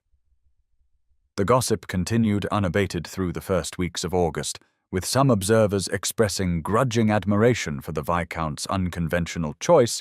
while others maintained that the whole affair must be some elaborate joke or temporary madness from which he would surely recover before any actual marriage took place. But William seemed entirely unconcerned by public opinion and took every opportunity to demonstrate his genuine attachment, whether society approved or not. The first public appearance as an officially engaged couple took place at the Theatre Royal on a warm evening in mid-August, when William handed Eleanor down from his carriage in full view of the assembled crowd and tucked her hand possessively into the crook of his arm as they walked through the entrance, and Eleanor felt the weight of hundreds of curious and judgmental eyes following their progress, but found that with William solid and steady beside her, she could bear the scrutiny with something approaching equanimity, if not quite comfort. The weeks following the theatre appearance passed in a whirlwind of activity that left Eleanor feeling simultaneously exhilarated and overwhelmed as Catherine took charge of the wedding preparations with an efficiency that suggested she had been planning such an event for years, and Eleanor found herself swept along through fittings at the dressmaker and consultations with the florist, and endless discussions about guest lists and seating arrangements and 1,000 other details that she had never imagined would require such careful consideration. The transformation of her modest wardrobe into something befitting a future viscountess proved to be one of the more challenging aspects of the preparation,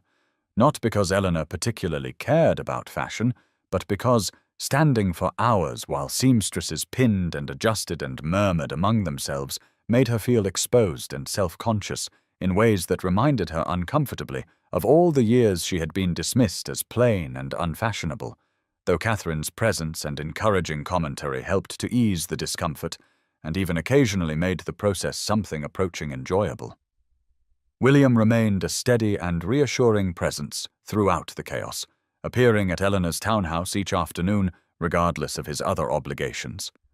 and sitting patiently through discussions of flower arrangements and menu selections with an attentiveness that suggested he genuinely cared about these details rather than merely tolerating them for her sake, and his willingness to engage with even the smallest decisions made Eleanor feel valued in a way that had nothing to do with grand romantic gestures and everything to do with the quiet daily reality of partnership. The social challenges of her new position became apparent during a particularly trying afternoon call when Eleanor accompanied Catherine to visit several ladies of elevated rank who needed to be properly notified of the upcoming nuptials, and the thinly veiled condescension with which some of these women treated her made it clear that her transformation from overlooked spinster to viscountess would not automatically grant her acceptance or respect, though she also encountered a few genuinely kind women who seemed more interested in her botanical research than in judging her suitability for the title she was about to assume. Catherine proved to be an invaluable guide through the treacherous waters of society expectations, teaching Eleanor which rules could be gently bent and which must be observed with perfect precision, and explaining the intricate hierarchies and ancient grudges that governed interactions among the ton with a mixture of humor and pragmatism that made the whole system seem less intimidating and more like a complex game with learnable rules. Eleanor found herself growing in confidence as the weeks progressed, not through any change in her appearance or manner, but through the accumulating evidence that William's regard remained constant regardless of society's judgment, and that she had genuine allies who valued her for her mind and character rather than dismissing her as an unfortunate aberration in the natural order,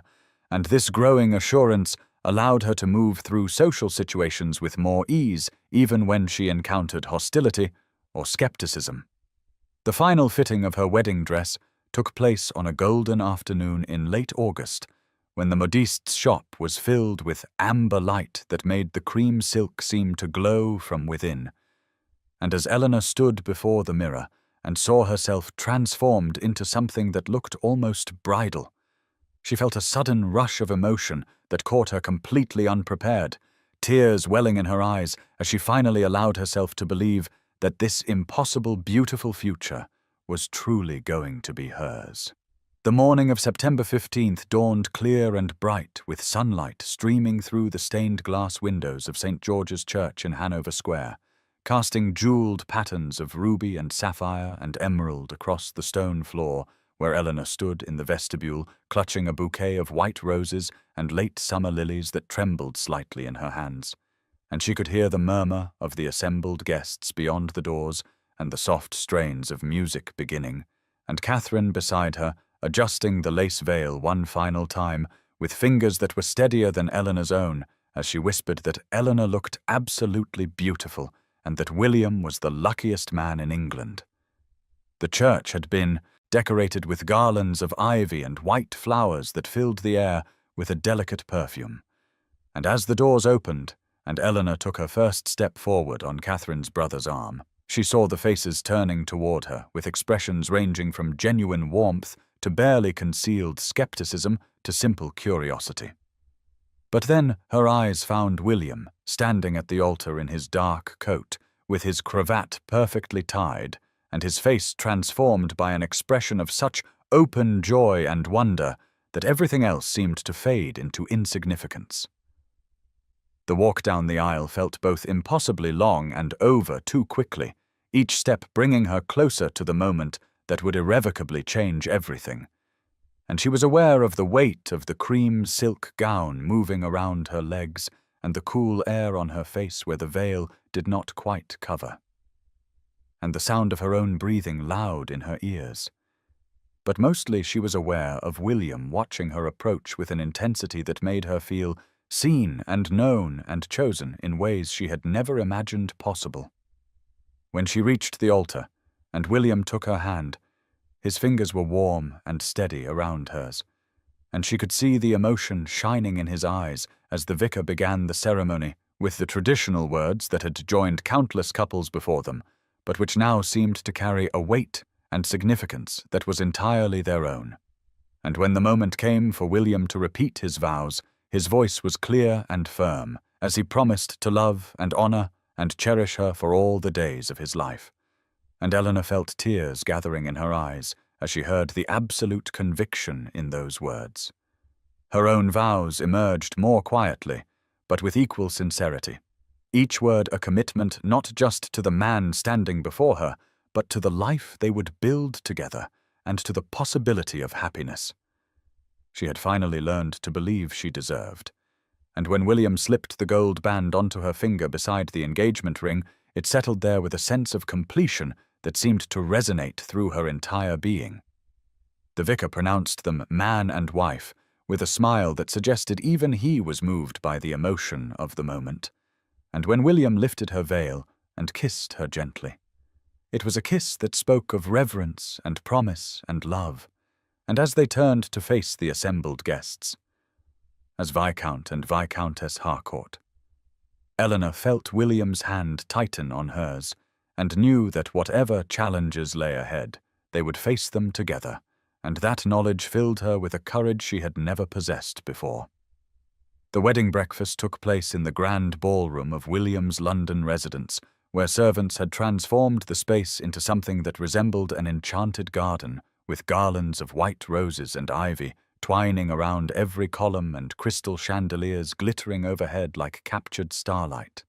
And as Eleanor entered on William's arm, she felt the weight of dozens of eyes upon her, with that familiar mixture of curiosity and judgment, but also with something new that might have been a cautious respect, or at least an acknowledgement that she was now the Viscountess Harcourt, regardless of what society might have preferred.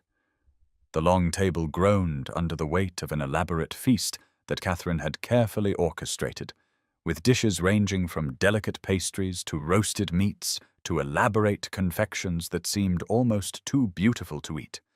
And champagne flowed freely as guests found their assigned seats and began the careful social dance of a wedding breakfast, where every conversation carried multiple layers of meaning, and every toast could either elevate or subtly undermine, depending on the skill of the speaker. Eleanor found herself seated beside William at the head of the table, where she could observe the assembled company that represented a cross-section of London society, from genuinely warm friends like Catherine and a few of Eleanor's fellow scholars to obligatory attendees who had come more out of curiosity or social necessity than any real goodwill, and she caught fragments of conversation floating up from various points along the table, ranging from genuine congratulations to thinly veiled speculation about how long this unusual match would last. William seemed utterly at ease throughout the meal, conversing with guests on either side with that natural charm that had always come so effortlessly to him. But Eleanor noticed how frequently his hand found hers beneath the table, and how his eyes kept returning to her face, as though reassuring himself that she was truly there and truly his. And these small gestures of connection helped to anchor her through the social complexity of the occasion. When the final course had been cleared away, and the moment came for the traditional toasts, William rose to his feet with his champagne glass in hand, and a sudden hush fell over the room as everyone waited to hear what the Viscount would say about his unconventional bride, and Eleanor felt her heart begin to race, with a fear that he might offer some tepid conventional sentiment that would leave room for society to continue doubting the authenticity of his regard. Instead, William's voice rang out clear and firm as he spoke, not of Eleanor's beauty or charm or any of the usual attributes praised in wedding toasts, but of her brilliant mind and her dedication to expanding human knowledge and her courage in pursuing intellectual truth regardless of society's dismissiveness. And he declared that he considered himself the most fortunate man in England, not because he had married well in the conventional sense, but because he had found a partner who challenged him to think more deeply and live more authentically and see the world with fresh eyes. The effect of this speech on the assembled guests was visible and immediate, with some looking genuinely moved, while others appeared uncomfortable at having their assumptions so directly challenged, but Eleanor saw several women dabbing at their eyes and a few of the scholars present nodding in vigorous approval. And when William concluded by raising his glass to the most remarkable woman he had ever known, the toast was echoed with what seemed like genuine enthusiasm from at least half the room. Later, when the formal receiving of guests had concluded and the crowd had fragmented into smaller conversational groups, William drew Eleanor into a quiet alcove behind a screen of potted palms where they could steal a moment of privacy, and he kissed her forehead gently and asked if she was ready to begin their wedding journey. And Eleanor looked up at him with eyes that shone with happy tears and said that she had never been more ready for anything in her life. The journey north to William's country estate in the Lake District took 3 days by private carriage, and Eleanor watched the landscape transform through the window as they travelled from the crowded, smoky streets of London, through rolling farmland, and eventually into the dramatic countryside of mountains and lakes that seemed to belong to another world entirely. And William sat beside her, pointing out landmarks and telling stories about his childhood visits to the estate, while his hand remained intertwined with hers in a casual intimacy that still felt wonderfully novel and precious. The estate itself came into view on a golden September afternoon, with the house situated on a gentle rise overlooking Windermere, with gardens that cascaded down toward the water in terraces of late summer flowers and ancient trees that provided shaded walks. And as the carriage pulled up the curved drive, Eleanor felt her breath catch at the beauty of it all, and at the realization that this was now her home as much as William's, and that they had weeks of uninterrupted privacy ahead to simply be together without the constant scrutiny of London society. The staff had prepared the house beautifully, with flowers in every room and fires laid against the evening chill, and the housekeeper, Mrs. Davies, greeted them with genuine warmth that suggested William had chosen his country staff for kindness rather than rigid formality. And after a light supper served in the intimate breakfast room rather than the formal dining hall, William led Eleanor through the house, showing her the library that occupied the entire east wing, with floor-to-ceiling shelves and comfortable chairs positioned to catch the afternoon light, and windows that overlooked the lake. That first evening they sat together in the library, as twilight deepened outside, and talked about everything and nothing while the fire crackled in the hearth. And there was a quality to the conversation that felt different from their exchanges in London, because here there was no need to guard their words or measure their time or present themselves for public consumption. And when William finally drew her to her feet and led her upstairs to the suite of rooms that would be theirs, Eleanor felt her heart racing with a mixture of nervousness and anticipation and trust. The physical intimacy of marriage was a revelation not just in sensation, but in the profound vulnerability and connection it represented. And William was patient and tender in ways that made Eleanor feel cherished rather than merely desired. And afterward, as she lay in his arms, listening to his breathing steady into sleep, she felt tears sliding down her temples, because she had never imagined she could feel this safe and wanted, and completely accepted in all her complexity. The days that followed developed a rhythm of their own, with mornings spent exploring the extensive grounds where William showed her the wild areas where unusual plants grew and where they collected specimens for Eleanor's studies, and afternoons in the library where they read companionably or discussed William's plans for improvements to the estate that would benefit his tenants, and evenings spent in conversation or music or simply sitting together watching the light change over the lake. Eleanor discovered that marriage to William meant not the loss of her intellectual self, but rather the expansion of it, because he actively encouraged her work and had arranged for the library to include the latest botanical texts and had even corresponded with several scholars on her behalf about research collaborations. And this thoughtfulness touched her more deeply than any romantic gesture, because it showed that he truly understood what mattered to her and valued it as much as she did. There were moments of pure joy, like the morning they walked to the lake shore before dawn to watch the mist rise off the water, and William wrapped his coat around her shoulders against the chill and kissed her temple and said he had never been happier. And there were moments of quiet contentment, like the afternoons spent reading side by side, with no need for conversation because their companionship was enough. And through all of it, Eleanor felt something in her chest loosening and expanding, as though a tightness she had carried for years was finally releasing. One evening, near the end of their third week at the estate, they sat together on the terrace, watching stars emerge in the darkening sky, and William asked if she was happy, and Eleanor turned to look at him with tears shining in her eyes, and said that happy seemed an inadequate word for the fullness she felt. And then she said something she had never said to anyone before, which was that she had spent so many years believing she was too much of some things and not enough of others. But with him she finally felt like she was exactly enough, exactly as she was. And William pulled her close and said that she had always been enough and more than enough, and that the failure had been in those who could not see it. Their return to London in mid-October marked a transition that Eleanor had both anticipated and quietly dreaded, because while she had blossomed in the privacy of the Lake District,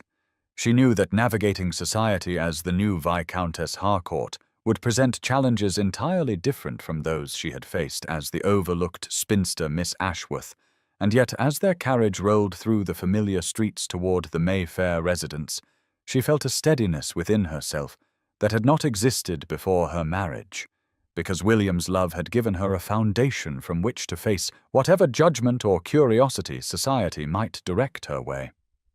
The first test came within days, when they attended a musical hosted by one of the leading hostesses of the ton,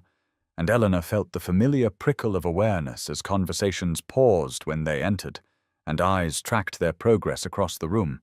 But this time, when she took her seat beside William, she noticed that several ladies who had previously ignored her now inclined their heads in acknowledgement, and that the whispers seemed less cruel and more speculative, as though society was still attempting to understand this unusual match but could no longer simply dismiss it.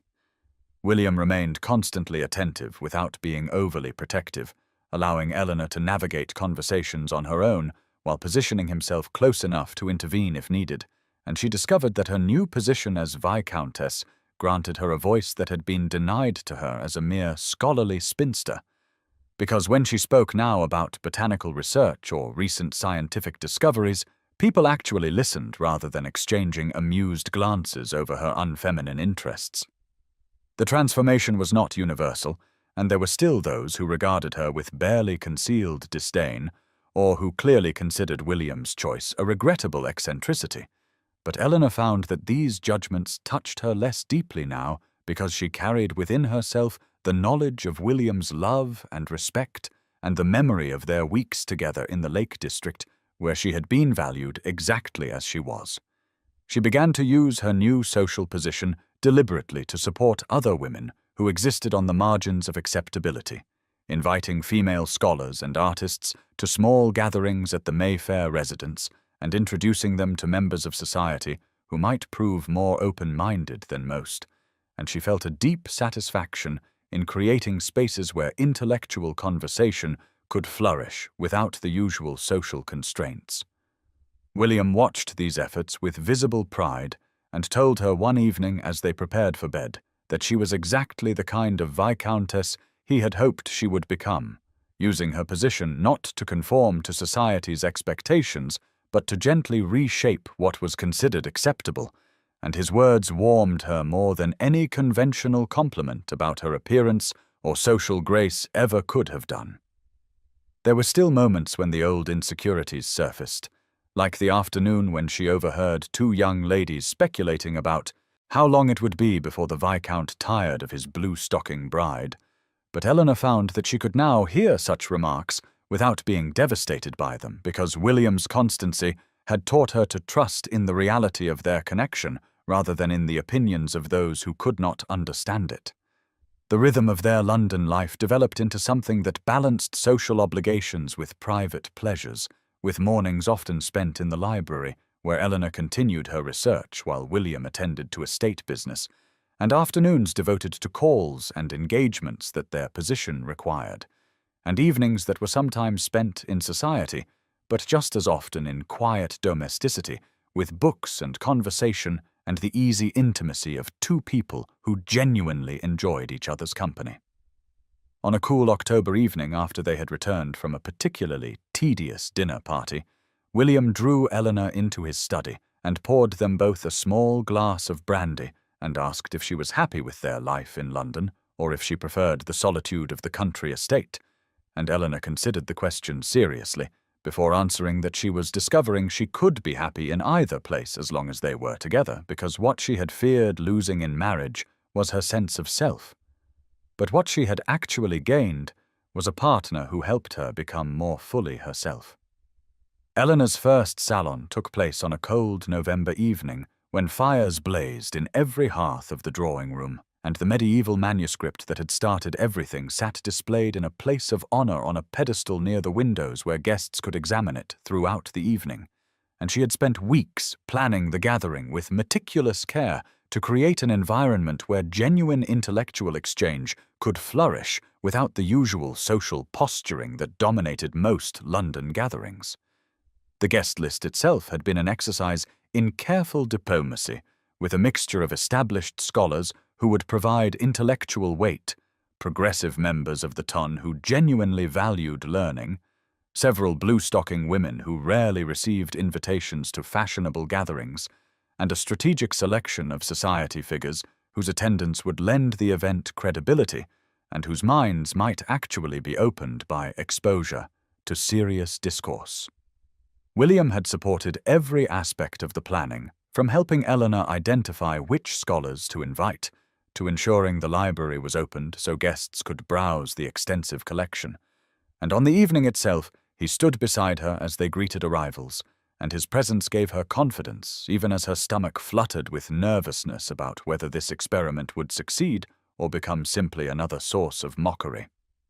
The guests began arriving promptly at 8, and Eleanor felt her anxiety ease somewhat as she watched people genuinely engage with the displayed manuscript and begin conversations about botanical classification and medieval scientific methods, and Dr. Thornley from the Royal Society spent nearly 20 minutes examining the illustrations while discussing their accuracy with a young female botanist Eleanor had specifically invited because her work was brilliant despite society's dismissal of her sex.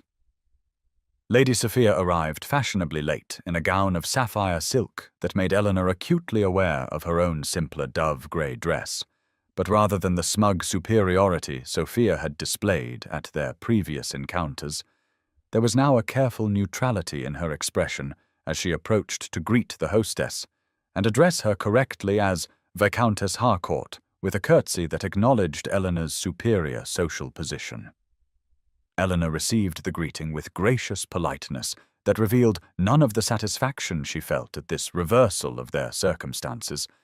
and she watched as Sophia moved through the room, clearly uncertain how to navigate a gathering where beauty and fashion mattered less than the ability to contribute to discussions of scientific advancement and literary analysis. The evening progressed with a warmth and energy that exceeded Eleanor's hopes as conversations flowed, and barriers between scholars and society figures began to dissolve in the face of shared intellectual curiosity, and she moved through the room facilitating introductions and drawing quieter guests into discussions, while William worked similar magic from his position near the refreshment table where he was explaining agricultural innovations to a group of younger gentlemen. There was a moment near 10 when Eleanor paused near the manuscript display and simply observed the scene she had created with scholars and ladies and gentlemen all engaged in animated discussion without regard for the usual social hierarchies, and she felt tears prick her eyes at the realization that she was using her position exactly as she had hoped to create spaces where minds mattered more than appearances or age or gender. The guests began departing near midnight with numerous expressions of gratitude and requests for future gatherings, and even Lady Sophia paused in her departure to acknowledge that the evening had been surprisingly enlightening before sweeping out in a rustle of expensive silk. When the last guest had finally gone and the servants had been dismissed and the house settled into quiet, Eleanor found William in the library where he sat with the medieval manuscript open before him, and when she entered, He looked up with such pride and love in his expression that she felt her heart might overflow, and he drew her onto his lap, despite the impropriety, and said that she had been magnificent and had created exactly the kind of evening that would be talked about for weeks and that might actually begin to shift what was considered acceptable in their social sphere. The autumn of 1819 arrived with a crispness in the air that Eleanor had always loved, and she found herself standing at the window of the drawing-room in William's country estate, watching golden leaves drift from the ancient oaks that lined the drive, while one hand rested unconsciously on the subtle swell of her abdomen where their first child grew and transformed her body in ways that filled her with wonder and occasional trepidation about the journey ahead. They had retreated to the Lake District in late September when the London season ended, and Eleanor had felt such relief to return to this place where she and William had spent their honeymoon, and where she felt most fully herself, without the constant awareness of society's scrutinizing gaze. And it was here in the peace of the countryside that she had first suspected her condition, and had it confirmed by the local physician who had smiled kindly and told her that she seemed in excellent health for the rigors ahead. William had received the news with such unguarded joy that Eleanor had felt tears spring to her eyes as he gathered her carefully into his arms and buried his face against her hair and whispered that she had already given him more happiness than he had believed possible, and now she was giving him this gift as well. And in that moment, she had felt the last remnants of her old insecurities finally dissolve, because his love had proven constant through every season and circumstance. Now, as November approached and her body continued its subtle changes, she found herself reflecting often on how completely her life had transformed in the 18 months since that April afternoon when she had outbid an unknown viscount for a medieval manuscript and set in motion a series of events that had seemed impossible, even in her most secret hopes. She heard William's footsteps in the hall and turned from the window as he entered, carrying a bouquet of late-blooming roses from the greenhouse, and his face lit with the smile he reserved only for her, and he crossed the room to kiss her forehead before presenting the flowers with exaggerated formality that made her laugh. They had developed a habit of walking the estate gardens each afternoon, regardless of weather, and so Eleanor fetched her warmest shawl, and they ventured outside into the crisp air where the flower beds had been prepared for winter, but the paths remained clear and inviting as they wound through grounds that would belong to their child someday. William took her hand as they walked and asked how she was feeling and whether she had experienced any discomfort, and his concern was so genuine and tender that Eleanor squeezed his fingers and assured him she felt remarkably well and was simply in awe of the changes happening within her body. They paused near the small reflecting pool where swans glided serenely, and William turned to face her fully and said that he had been thinking about that day at the auction house and how close he had come to never knowing her, because if she had not bid against him, or if he had not been intrigued enough to take the extraordinary step of purchasing the building just to learn her identity, their paths might never have crossed in any meaningful way. Eleanor felt her throat tighten with emotion as she responded that she had spent so many years resigned to living on the margins of society, finding what fulfillment she could in scholarship, and never imagining that someone would see her as he did, or love her as he did. And now she stood here as his wife, carrying his child in a life so full of joy and purpose that her younger self would not have believed it possible. The spring of 1825 arrived with a brilliance that seemed to illuminate every corner of the Lake District estate, and Eleanor stood at the window of the library, watching her two children play in the garden below as 5-year-old Margaret examined flowers with the same intense focus her mother brought to botanical studies, while 3-year-old Thomas chased butterflies with unself-conscious delight, and their laughter drifted through the open window on air sweet with apple blossoms. William entered the room behind her and wrapped his arms around her waist and rested his chin on her shoulder as they observed their children together, and he murmured that Margaret had already asked 6 questions about plant classification that morning, and would clearly inherit her mother's scholarly inclinations. And Eleanor leaned back against him with profound contentment as she reflected on how the terrified, lonely woman who had attended that auction 7 years ago could never have imagined this abundance of love and purpose and family. The medieval manuscript that had brought them together sat in its place of honor in the library, where it had contributed to 2 published papers on historical botanical knowledge and had been examined by scholars from across Europe who came to consult with the Viscountess Harcourt, whose reputation for serious scholarship had only grown with time and position. And Eleanor had used her role to champion other women scholars and to create spaces where intellectual merit mattered more than social expectations. But now, as spring sunshine warmed the room and children's laughter filled the air, Eleanor wanted to step beyond the particulars of her story to speak directly to you who have listened to this journey from that auction house to this moment of fulfillment. Because perhaps you see yourself in the woman she was then. Perhaps you have been told you are too old or too plain or too unconventional or too intellectual or simply too much of whatever society has decided is unacceptable in your particular moment and circumstances. She wanted you to know that worth is not determined by whether you fit into narrow categories that others construct, or by whether you arrive at certain life milestones according to prescribed timelines, and that the most extraordinary transformations often come not when we change ourselves to meet external expectations, but when we find those rare souls who recognize and treasure exactly who we already are. It is never too late for new beginnings, and love can find you in the most unexpected moments when you are simply living authentically and pursuing what genuinely matters to you rather than performing acceptability for audiences who will never truly see you anyway. Eleanor's story began at 29 when society had written her off completely, and William's determination to know her had required purchasing an entire building just to learn her name.